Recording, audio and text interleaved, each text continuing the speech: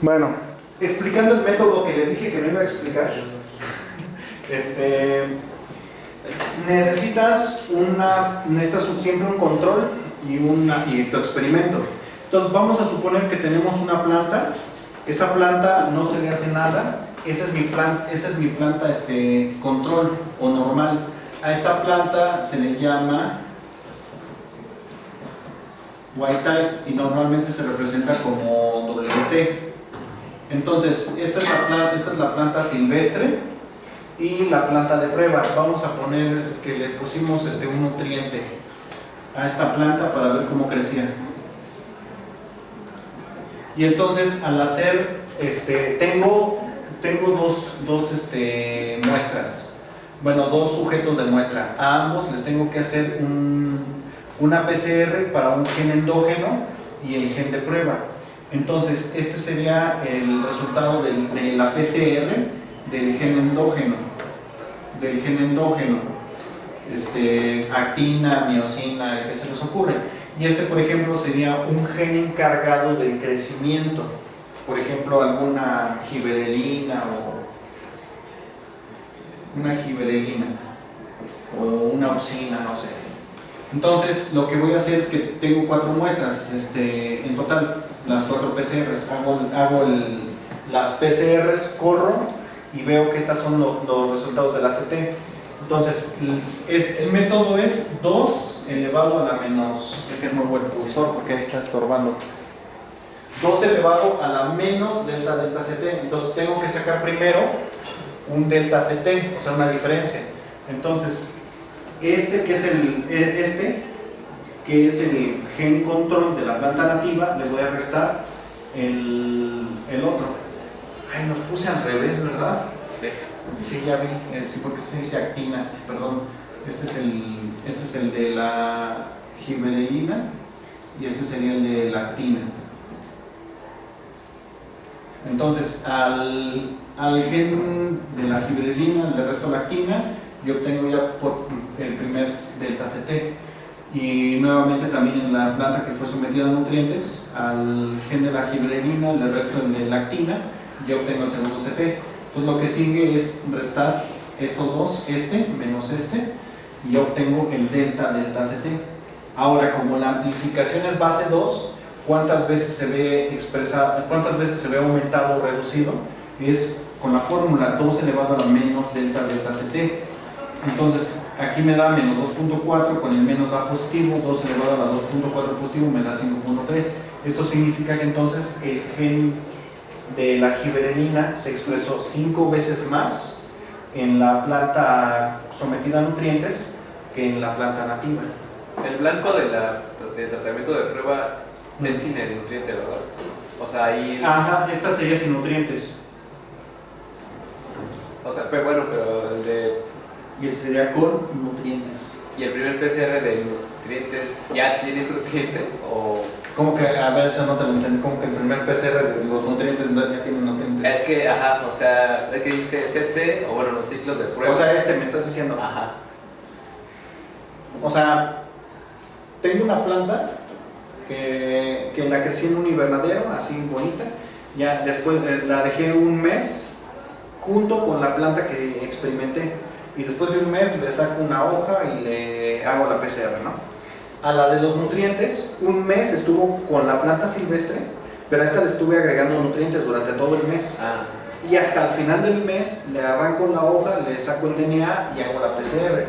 Y el resultado es que tiene más giberelinas, bueno, genes de la giberelina, por así decirlo, que la planta silvestre. Esto también lo vemos, también más o menos te puedes dar una intuición, porque ¿qué diferencia hay entre aquí, entre estos dos? Nada más 1.5, ¿qué diferencia hay entre estos? 3.9. 3 punto y cacho, entonces 3.9, entonces sí hay más diferencia, entonces sí era de esperarse que hubiera un aumento, que sí hubiera un resultado positivo, un aumento o un decremento, dependiendo. Puede ser tanto positivo como negativo, o sea, puedes tener un 0.5 veces, o sea que se atenúa a la mitad de la expresión de genes.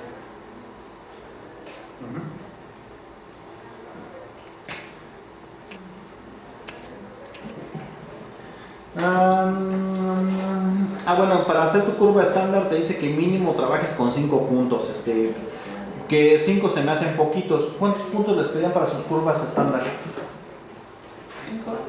5. Ay, qué poquito. ¿En serio 5?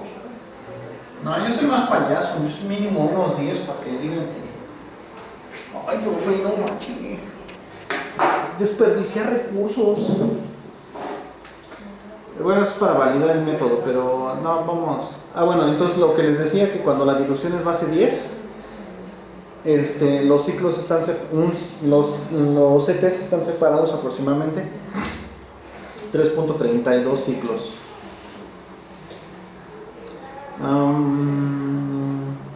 Ya. Este es el método que se utiliza para ya para PCR cuantitativa, ahora sí, para saber los números de copia y todo esto.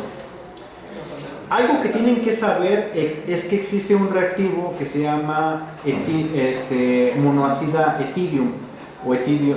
¿Cómo se traduce eso? Bueno, este reactivo etidium monoácida, es que no sé cómo se diría en español. Es que por ejemplo el bromuro de etidio, pero bueno, tiene el grupo etidio. Si tiene el grupo etidio, ¿qué significa? Que es intercalante, que se une al DNA y también lo hace florecer y bla bla bla. Entonces, bueno, en este artículo lo utilizan para cuantificar células vivas de células muertas. No es cierto, sí se une al DNA, pero ¿qué creen que le hace? Este reactivo que de cariño le apodan EMA, que la PCR que se hace con este reactivo se llama EMA-PCR. Este reactivo se une al DNA y reacciona químicamente con él, entonces prácticamente lo dejan disponible. Entonces, si tú haces una PCR con DNA que fue sometido al reactivo EMA, no sale la PCR, porque el DNA ya reaccionó y está dañado. Entonces no sale tu PCR, se degrada el DNA. Entonces, ¿cómo lo utilizan? ¿Cómo es que lo utilizan para cuantificar células vivas y células muertas? Pues muy simple. Si tú tienes un cultivo celular y tienes células vivas así muy bonitas con su DNA y bien sonrientes y todo, además vamos a ponerles una sonrisita. Pero también puedes tener células que están dañadas. Entonces esas células, el DNA ya está degradado o algo así, pero el hecho de que esté degradado no significa que no vaya a salir en la PCR. Pero si está dañada, ¿qué es lo primero que se daña de la célula?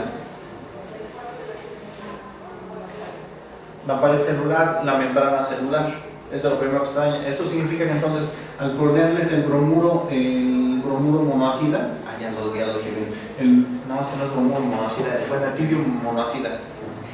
Se me olvida. El EMA. Les pones el EMA y aquí entonces el reactivo sí va a poder entrar dentro de la célula y reacciona con el DNA y lo inactiva. Pero entonces aquí el reactivo no puede entrar a las células. En células vivas no entra, nada más entra en las células muertas y reacciona con el DNA. Mientras que en las células vivas tú no tienes ese problema. Entonces cuando yo extraigo el DNA, tendría una mezcla del DNA reaccionado con DNA activo. No me va a salir en la PCR, sí me va a salir en la PCR, aunque los tenga mezclados. Entonces es una manera muy fácil de distinguir células vivas de células muertas mediante PCR. Y bueno, aquí empiezan las matemáticas del diablo.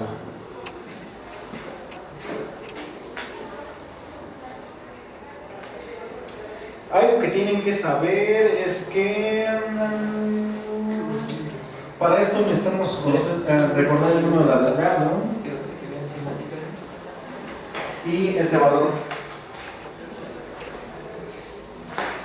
Un par de bases pesa aproximadamente 650 Daltons. Entonces, por ejemplo, aquí tienes un número de nucleótidos y ese es el peso molecular. O sea, por ejemplo, desde para 20 pares de bases ya se puede considerar que el peso es de 615 daltons. Y por ejemplo, ya para cuando tienes 180 pares de bases, el peso promedio de cada base es de 607 daltons. ¿Sí se acuerdan qué es el dalton? O le estoy hablando en chino. El que descubrió el daltonismo, profe. ¿Cuáles son las unidades del dalton? No manches. Un dalton es igual a 1 gramo sobre mol. Ajá. Entonces, ¿por qué cambia el peso molecular conforme aumenta el número de pares de bases? Cambia el peso molecular promedio de cada una de ellas. Porque el DNA tiene grupos fosfato flanqueándolos. Entonces, no es lo mismo que tenga un DNA pequeñito y sus grupos fosfatos aquí al lado, que tenga un grupo muy grande y sus fosfatos al lado. ¿Qué es lo que quiero hacer? Quiero tomar el promedio. Eso significa que entonces este peso molecular lo voy a dividir entre estas unidades y este otro lo voy a dividir entre todas estas. Entonces, por eso aquí es más significativo el peso molecular del fosfato que el peso molecular aquí. Ajá. Porque estoy tomando un promedio. Pero como siempre tomamos el más sencillito, que es el de 1. Una par de bases.